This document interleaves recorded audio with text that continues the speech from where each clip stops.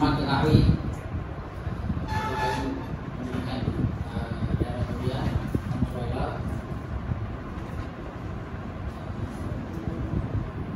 Guru Besar Kebangsaan Timur Seminari Susura, kita guru besar daripada daerah kuliah, murid-murid yang ada di sekolah. Pertama kali kita bersyukur kepada Tuhan, majlis kita untuk 2 hari Tamasya Bahasa telah berjalan dengan sempurna, dan kami rasa semua ada mendapat sedikit manfaat daripada program ini. Untuk pengetahuan hadirin, persatuan kebajikan Hidayat ini baru setahun lalu. Sebelum ini kami ada melakukan seminar di daerah Larut dan Matang sebanyak 17 sekolah Kebangsaan Kemal. Ini adalah jorong-jorong kali dia yang pertama kali kami keluar daripada daerah Larut Matang dan Selamat Taiping untuk ke daerah Krian. Ini sesungguhnya kalau saya ingin mengucapkan terima kasih kepada 2 orang penggerak yang memberi sokongan dan galakan dan kerjasama kepada ide kami untuk melanjutkan Tamasya Bahasa di daerah Krian. Terima kasih saya kepada Cik Subra dengan Cik Rahman, karena mereka lah yang telah jumpa kami dan memohon kami untuk menganjurkan Tamasya Bahasa di Krian demi untuk kebaikan murid-murid, kebanyakannya daripada kaum India. Persatuan kami sebenarnya dianggota di murid-murid, bekas murid kaum India daripada Sekolah Menengah Darul Ridwan Taiping.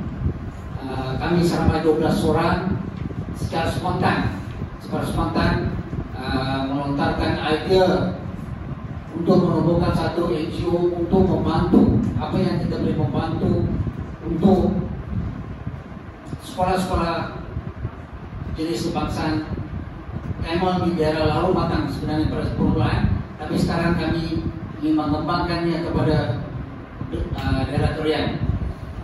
Diharap pada masa-masa hadapan akan ada lagi program-program sedemikian rupa di atas sambutan yang diberikan dan kerjasama yang diberikan oleh pejabat pendidikan daerah Krian itu begitu baik sekali. Dan penyertaan daripada guru-guru juga amat menggalakkan. Kami telah berbincang dengan Kabinet Komisi Kabinet Mulia Syangker. Dalam masa yang terdekat ini kami ingin menganjurkan satu lagi bengkel penulisan khas kepada guru-guru daripada daerah Krian.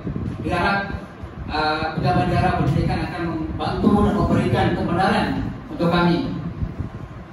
So, harapan kami sesungguhnya apabila kita nak membuat sedikit perubahan ataupun memberi sedikit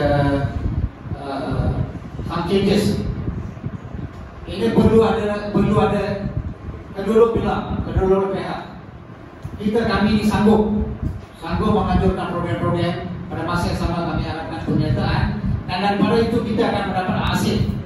Mungkin ini dia dalam beberapa masa, tapi lama kelamaan, satu permulaan sudah pun ada, dan lama kelamaan kita boleh melihat hasil.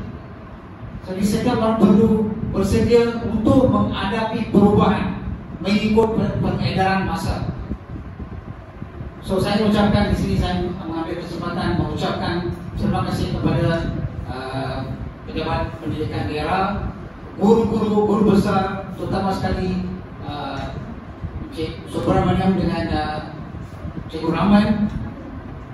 Dengan sokongan anda, saya rasa program kita Tamasya Bahasa kali ini ada mencapai matlamat kita. Walaupun bukan 100%, ada mungkin 70%, 80%, dan kita akan membagikan lagi dari masa ke masa.